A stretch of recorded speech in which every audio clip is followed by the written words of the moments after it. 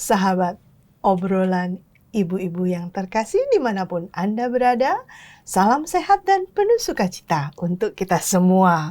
Bagaimana kabar Anda? Semoga selalu dalam kondisi yang prima, kondisi yang penuh cinta, dan siap mewartakan apa yang menjadi cinta kasih Allah itu sendiri. Senang sekali saya Laurencia Fani dan sahabat saya Francisca Audrey menemani semua ibu, bapak, adik-adik, kakak-kakak dalam acara obrolan ibu-ibu edisi hari ini adalah tentang cyber grooming dan dengan tema kecilnya adalah bagaimana kita melindungi anak kita.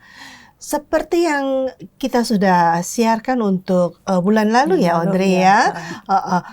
Romo Agus sebagai narasumber kita sudah menjelaskan apa sih itu cyber grooming gitu ya. Siapa sih yang melakukan? Kenapa sih mesti kita kepo untuk membicarakan ini? Begitu ya Dre? Apa itu yang Romo Agus sudah bicarakan? Jadi yang namanya cyber grooming adalah upaya perilaku dari seorang atau sekelompok predator ya untuk tujuan akhirnya ya ada banyak macam-macam ya. Bisa untuk ke cyber seksual, kemudian human trafficking gitu ya. Ya, dua atau, itu ya ke anak yang kita paling ya. utama tuh itu, kedua hal itu. Dan yang juga mengagetkan buat saya, korban atau target dari cyber grooming itu adalah dari usia 0 atau mungkin dari masih dalam kandungan masih dalam kandungan sampai ya mungkin 17 atau mungkin bisa lebih gitu loh.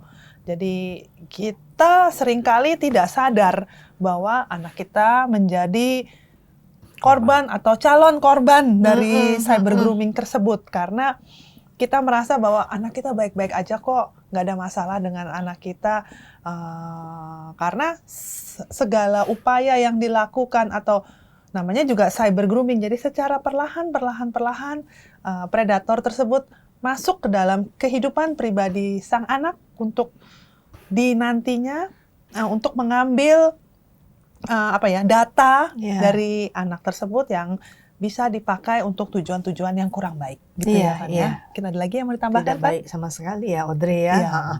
Nah, untuk kali ini bagaimana kita menyikapinya? Bagaimana kita membentengi kehidupan anak kita agar tidak jatuh ke dalam cyber grooming itu sendiri?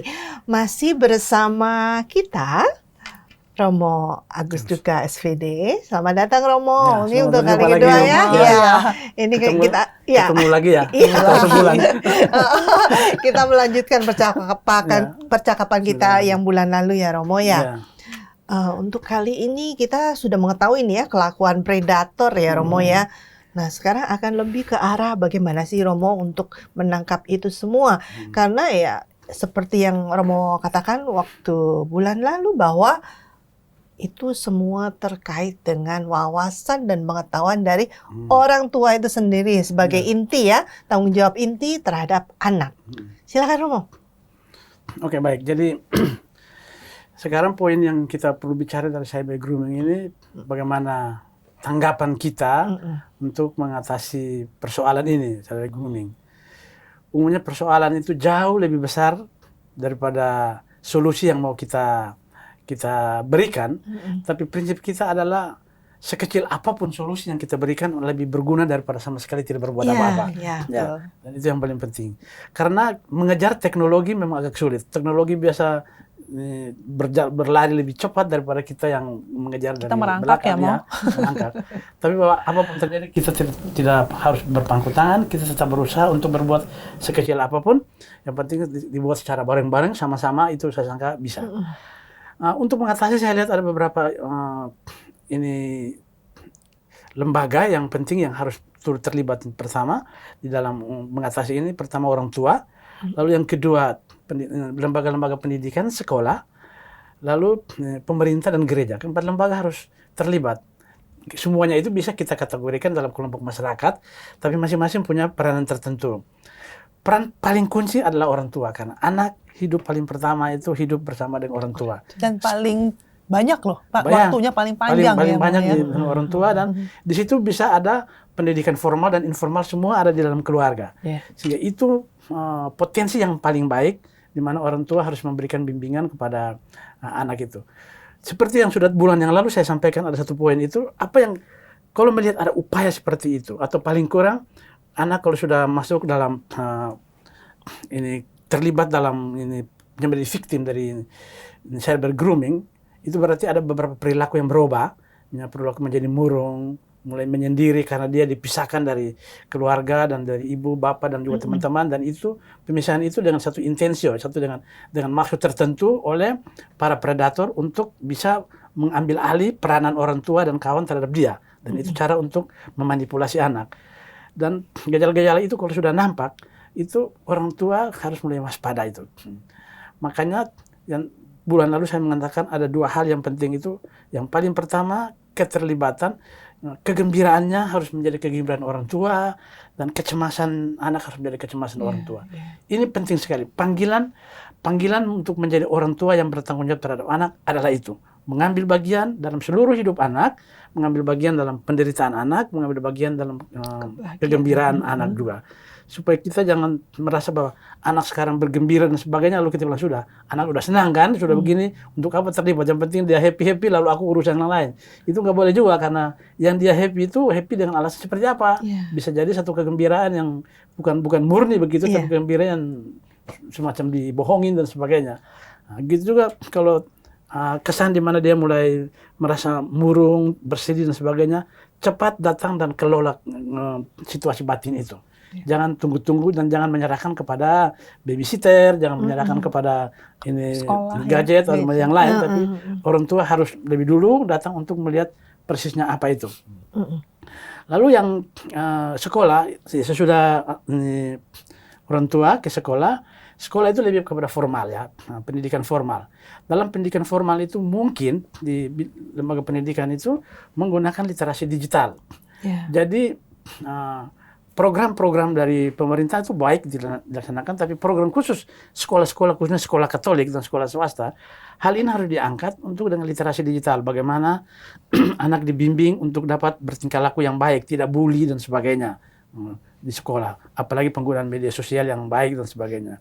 Lalu pemerintah, saya lihat Departemen Pendidikan Tinggi itu mereka ada keluarkan buku-buku, pandu-pandu, modul-modul tentang literasi digital itu. Bagaimana bermedia secara sehat dan baik, itu perlu dipakai. Lalu yang bagi saya juga setelah orang tua, sekolah, gereja, yang berikut itu adalah gereja. Agama. Agama juga punya potensi yang itu. Nanti kita ulas satu persatu. Tapi secara umum yang saya catat di sini itu beberapa hal yang perlu diperhatikan. Umumnya cyber grooming itu lebih kepada gambar-gambar, foto-foto, video dalam itu baru dimanipulasi. Jadi manipulasi. Makanya ada satu untuk orang tua itu berusaha supaya jangan bagikan nama kamu, nama anak itu, tempat tinggal, sekolah, dan informasi pribadi secara gamblang begitu kepada orang yang tidak dikenal. Jangan. Karena itu bisa jadikan sebagai materi untuk mereka profiling dari nama orang itu, lalu bisa dipakai untuk hal yang selanjutnya.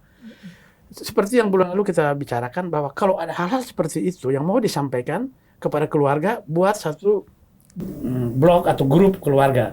Tapi jangan sampaikan yang macam begitu kepada orang-orang yang tidak dikenal. Lalu yang kedua yang perlu saya sampaikan, saya catat di sini supaya lebih runtut itu, jangan membangun komunikasi dengan orang asing dalam game online atau semacamnya. Jangan membangun bukan berarti bahwa kita menutup kemungkinan, tetapi ini kan orang asing. Seperti dunia offline juga, kalau orang asing kan kita perlu waspada dan hati-hati. Sehingga tidak boleh menanamkan kepercayaan 100% kepada orang yang pertama kamu bertemu. Makanya saya selalu mengatakan bahwa kecurigaan itu dalam hal tertentu perlu kecurigaan.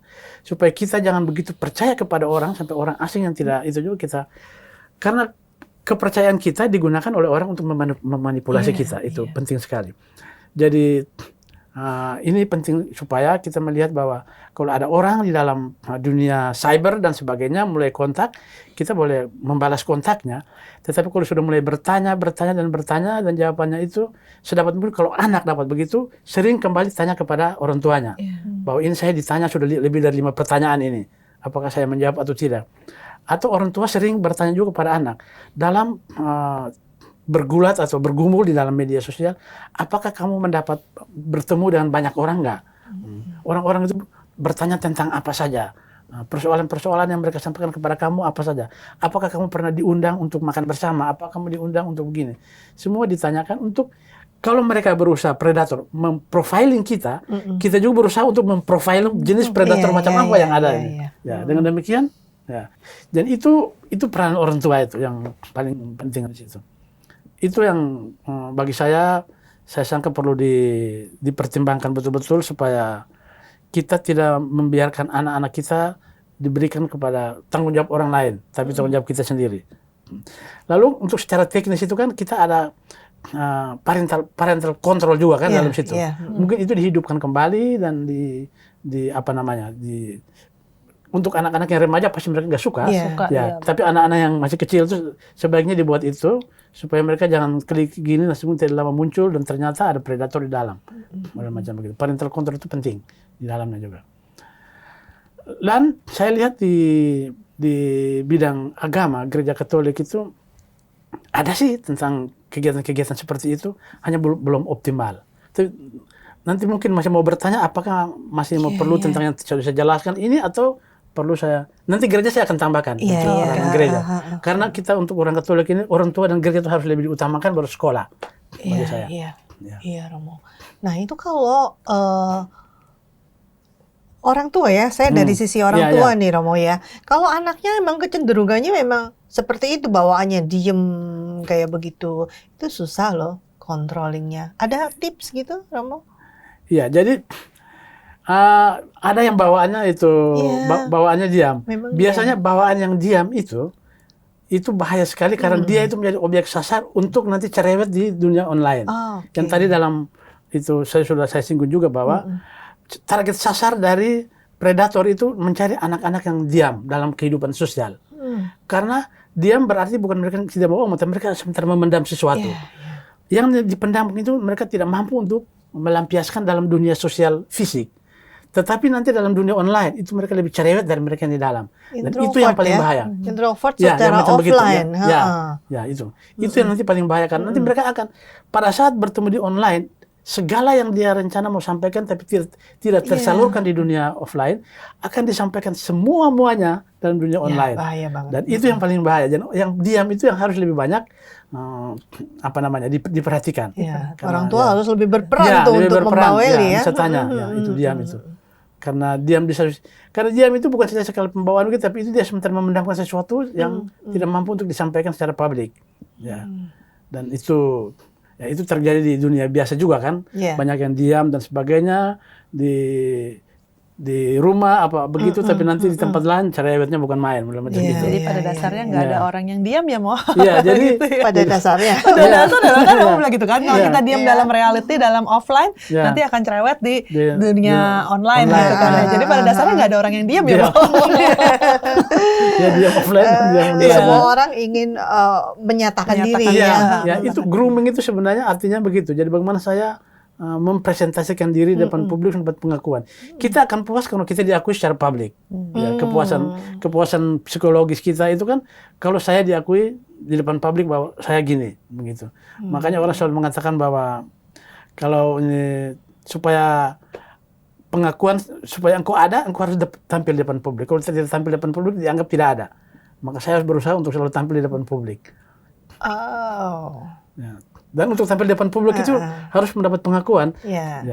Bukan tampil sembarang. Makanya ada persiapan-persiapan dengan apa begitu, ciri fisik, ciri psikologis dan sebagainya. Siapa yang tidak tampil dia tidak ada, dianggap tidak ada. Kalau dulu kan filsuf kan mereka yang studi filsuf bilang siapa yang tidak berpikir maka dia tidak ada kan, kok gitu ergo sum itu kan. Sekarang aku belum berpikir aku enggak tampil. Kau harus tampil. Beda kan dunia sekarang dunia tampilan. Kalau kamu enggak tampil kamu dianggap tidak ada. Tidak ada. Ya. Makanya berlomba-lomba untuk tampil. Eksistensi itu. Jadi kita berlomba-lomba untuk tampil. Nah, dalam penampilan itu yang kita harus berusaha supaya jangan membuat penampilan begitu demikian sehingga akhirnya kita terjerumus dalam menjadi sasaran. Mungkin baik dalam penampilan itu kita juga mempromosikan kebaikan dalam penampilan itu. Supaya jangan menyodorkan segala ciri keindahan fisik, tapi juga kemuliaan iman, moral, didikan itu juga di dalam begitu. Itu jauh lebih itu penting juga. Misalnya begini, para predator itu dia akan sedikit was-was kalau dia dalam menyampaikan kepada orang sebelum itu, tapi di satu sisi korban juga mulai ngomong hal-hal yang baik. Bagaimana begitu? Dia mulai was-was, orang ini sebenarnya tidak gampang ini untuk ini. Karena dia pasti ada referensi lain yang bisa di ini. Misalnya dia mulai ngomong tentang kitab suci dan sebagainya. Bisa. Atau menurut orang ini gini, tidak boleh ini. Nah, itu yang sama dengan godaan ini tahun Firdaus antara setan dan perempuan itu kan. Jadi bagaimana itu godaan itu? Setan itu begitu pintar ya. Sampai dia harus baca kitab suci supaya bisa menyampaikan kepada orang bahwa kitab suci mengatakan demikian. Kalau engkau makan, engkau tetap hidup. Itu berarti baca kitab suci kan? Iya. Dia mesti belajar biar dia bisa ngomong begitu. Jadi mereka itu jauh lebih cerdik sampai baca kitab suci pun. Jadi mereka mencari kebaikan apa, kejelekan apa, lalu itu yang dijadikan sebagai referensi panduan untuk mulai memanipulasi orang itu. Gitu. Kasihan ya anak-anak kita sebenarnya ya. Iya, mereka kasihan. Saya juga sangat melihat itu, kita kasihan sekali karena kita tidak bisa mempersalahkan mereka saja karena mereka masih dalam tahap pertumbuhan. Iya.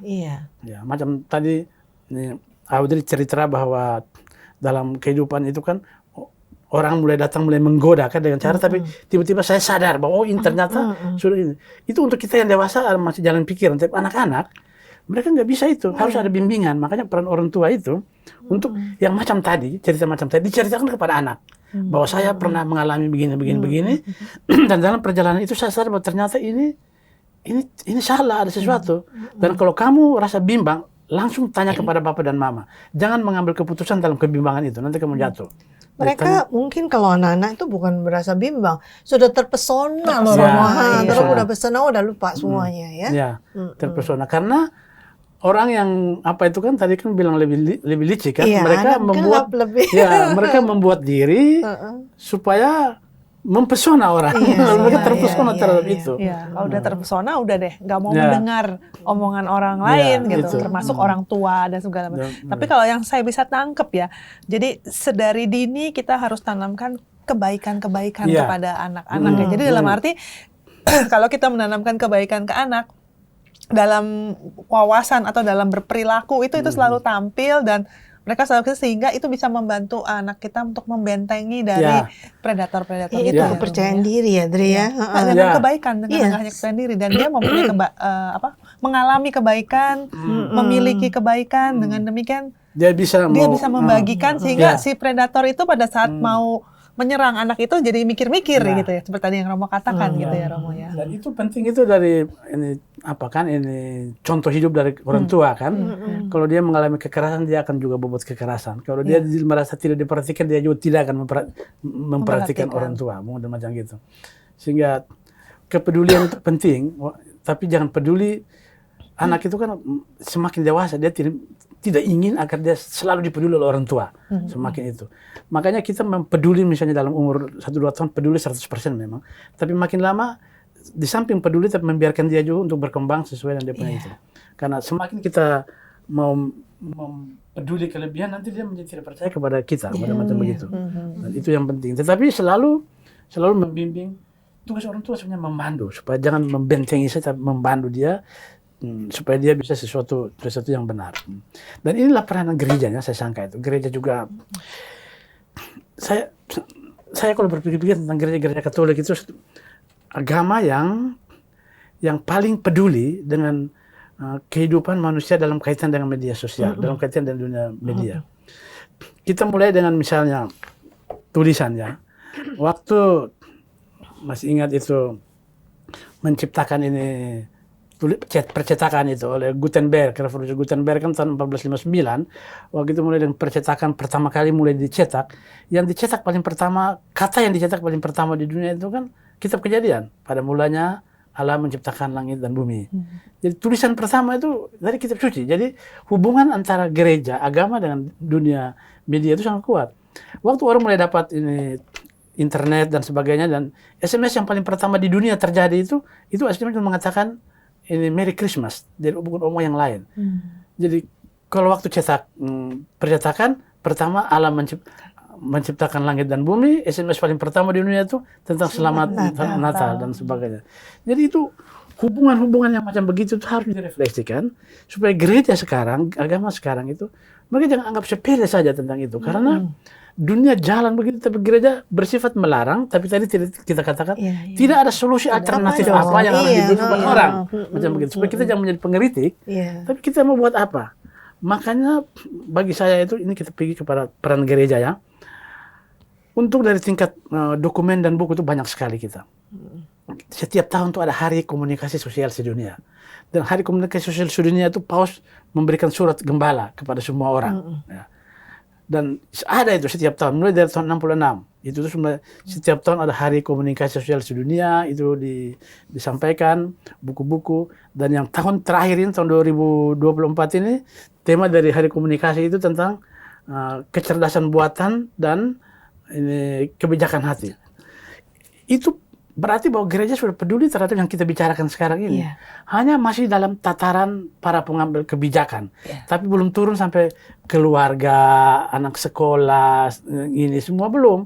Sehingga setiap tahun ganti tema, manusia masih tetap seperti biasa. Belum sampai turun belum ya, sampai turun. Udah ganti. Padahal itu yang harus dibicarakan. Tentang ini yang mulai tahun 2000 itu tuh Paus ini Yohanes Paulus kedua itu sudah mulai dengan tema tentang internet. Jadi dalam gambarnya dia tuh pegang laptop untuk pertama kali. Dan 2000 sampai sekarang sudah 24 tahun itu setiap tahun tuh bicara tentang internet. Internet dalam keluarga, internet dengan ini, internet itu banyak sekali. Hanya itu sebatas hari Minggu komunikasi sosial selesai habis. Nah, tidak diterapkan terus sampai ke keluarga.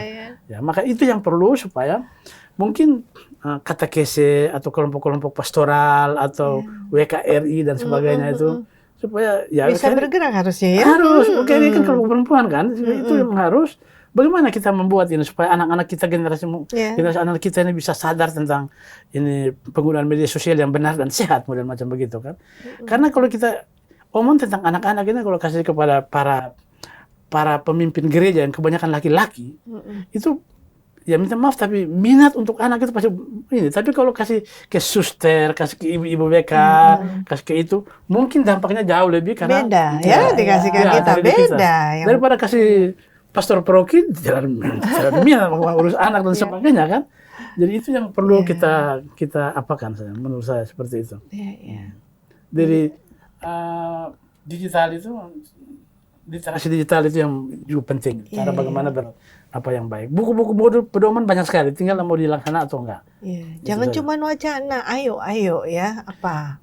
Harus berbuat sesuatu. Kita terlalu banyak wacana di gereja ini. Jadi berbuat sesuatu Ketua yang nyata. Komsos misalnya, itu. Itu bagaimana pesan ini dibuat untuk anak-anak macam gini. Saya misalnya saya ditinggal di Sofer di Matraman. Itu kan dekat sekolah Marsudirini. Ya. Setiap pagi itu kan ada baca kitab suci lalu ada khotbahnya. Saya kalau khotbah saya mendengar ini khotbah untuk orang tua dan anak-anak saya yakin 100% tidak akan bisa mengerti. Jadi sekarang penting itu bagaimana orang mengemas pesan itu dengan bahasa anak sehingga anak bisa paham. Tapi kalau dengan yang macam sekarang semuanya seragam saja kan agak sulit untuk begitu.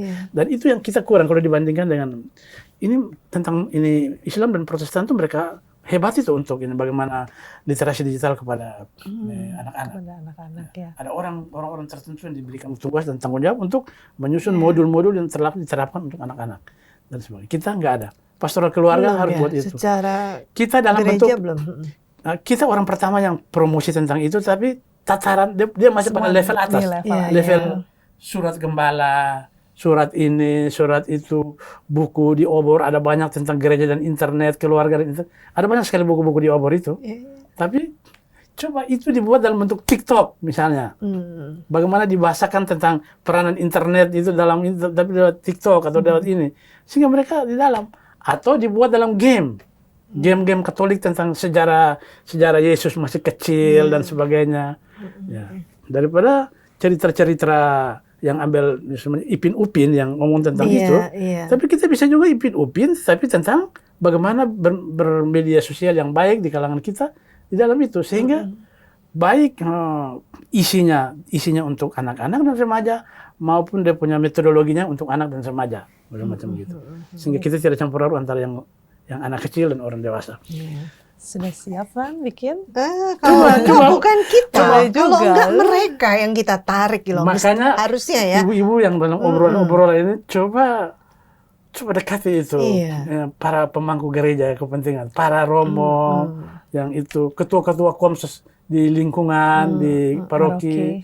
Karena saya lihat begini, ketua komsos itu biasanya waktu mau misa baru tayangkan lagu apa, itu doa untuk paus dan sebagainya. Tidak cukup itu. Tugas Komsos itu untuk formasi anak.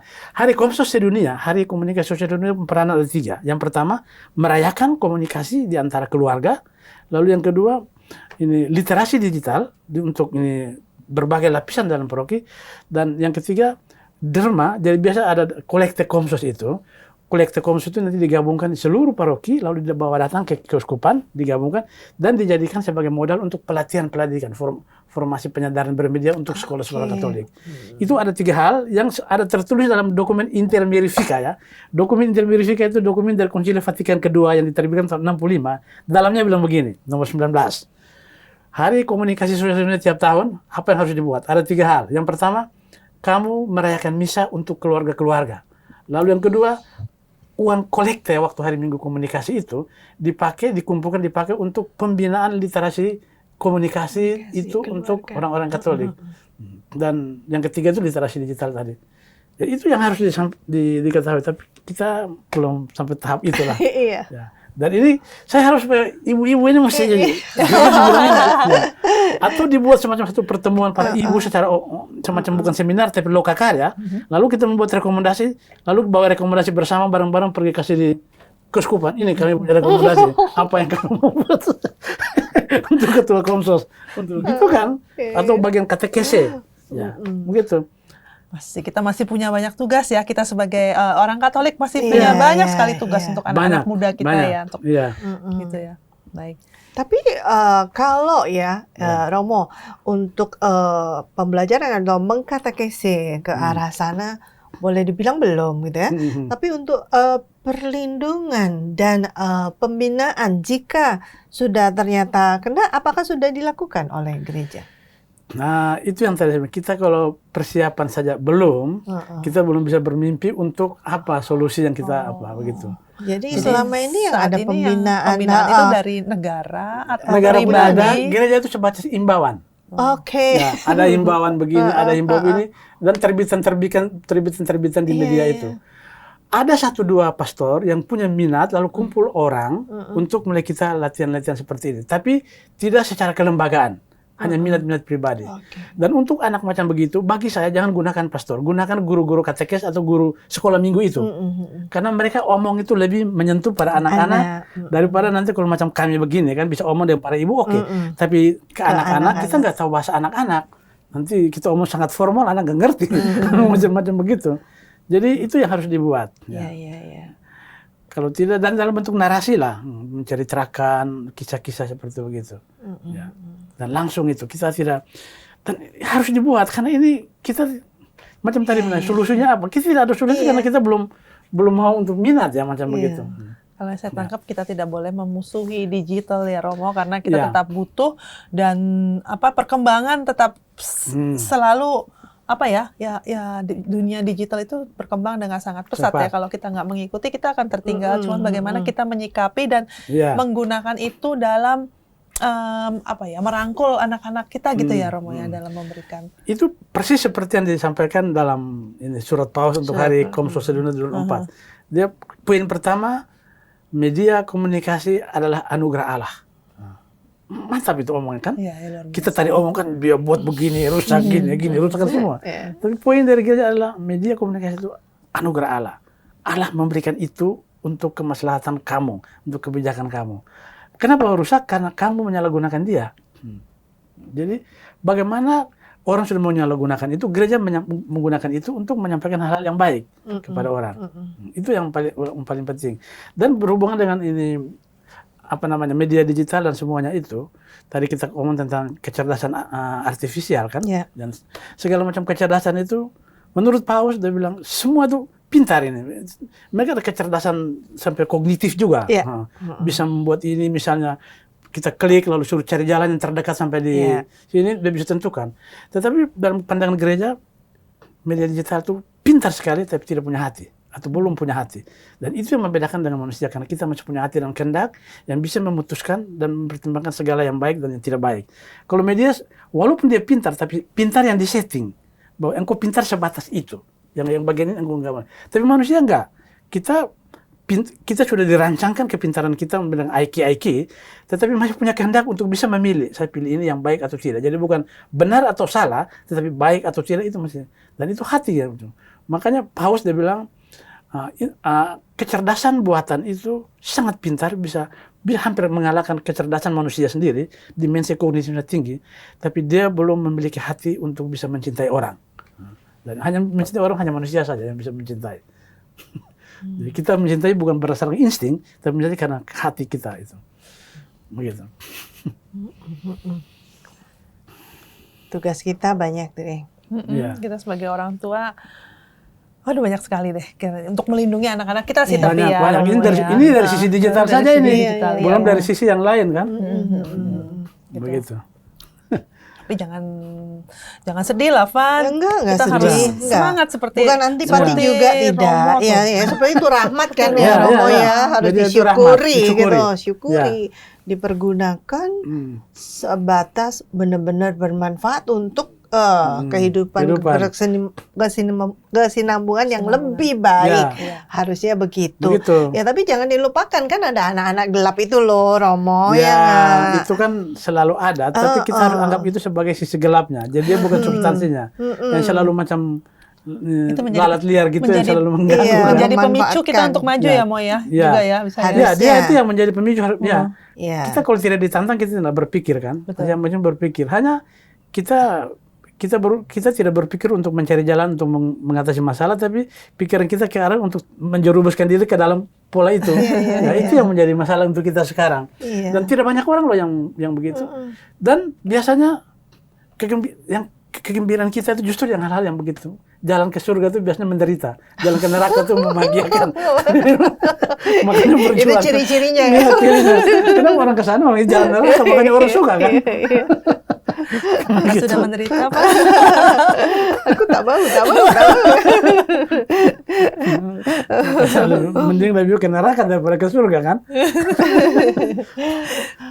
Gitu. Romo punya pesan ya sebagai closing statement agar kita sebagai orang tua terutama ini ya di zaman yang seperti ini, beda banget zaman waktu kita tumbuh ya, Romo ya. Itu bagaimana? Ya, hanya saya mau mengatakan demikian ya, bahwa orang tua zaman sekarang itu sangat berat. Dia itu beratnya sama dengan Santa Maria yang memikul beban berat sekali pada saat dia pieta itu menggendong anak. Seberat itu orang tua zaman sekarang. Ya, jadi itu penderitaan luar biasa. Dan penderitaan macam itu harus diteruskan sampai sekarang dengan konteks, dalam arti bahwa yang tadi saya sampaikan, orang tua harus mengalami penderitaan anaknya dan dia juga harus mengalami dan kegembiraan anaknya. Itu yang paling penting. Karena kalau kita sudah concern untuk mau mengalami penderitaan anak dan juga mengalami duka cita dan kegelisahan anak, itu baru kita ada inisiatif untuk mulai mengambil reaksi. Kalau kita tidak concern terhadap itu, kita tidak apa begitu, berarti kita berusaha untuk menutup diri dan menganggap itu bukan urusan aku, itu urusanmu. Jadi saya sangka itu yang paling penting. Pertama, menyadari tentang beban yang paling berat. Tapi jangan lupa bahwa mengambil paling berat itu mengambil bagian dalam keberatan Maria. Ikut Maria, ya, tetapi tidak menyerah dan macam begitu kan. Ya, Maria itu sampai mengikuti terus sampai menerima Roh Kudus loh. Iya. Itu masih ada. Itu berarti bukan saja dia taruh Gendong. Yesus di atas itu, tapi sama-sama bergembira merayakan kebangkitan dan keimanan Roh Kudus. Dan para ibu zaman sekarang harus demikian juga. Tidak boleh melihat ini sebagai suatu beban yang membuat menjadi tidak berminat lagi terhadap itu, tapi ini menjadi pemicu untuk mulai bagaimana mendidik anak dengan semangat baru untuk bertumbuh yang baik dan besar. Dan itu caranya yang tadi itu, mengambil bagian dalam penderitaan dan kegembiraan anak. Itu dari saya. Dengan kata lain, kalau sudah mengambil bagian itu artinya bahwa orang tua benar-benar dekat dengan anak ya. Kedekatan itu penting. Iya. Kalau enggak ya enggak berarti. Oke. Itu penting, kedekatan. Sudah paham ya, Dre? Dan kedekatan itu tidak bisa digantikan dengan apapun ya, Iya, Romo. Itu dia. Dengan kan kebanyakan orang tua mau menggantikan kedekatan itu dengan pemberian, dengan itu.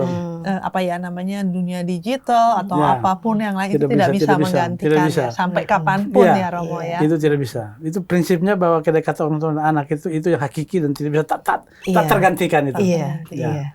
Begitu. Iya. Terima kasih loh Romo Terima kasih pencerahannya. atas ini semuanya perbincangan. Pencerahannya asik banget. Kita lanjut. Ada sesi ketiga kan?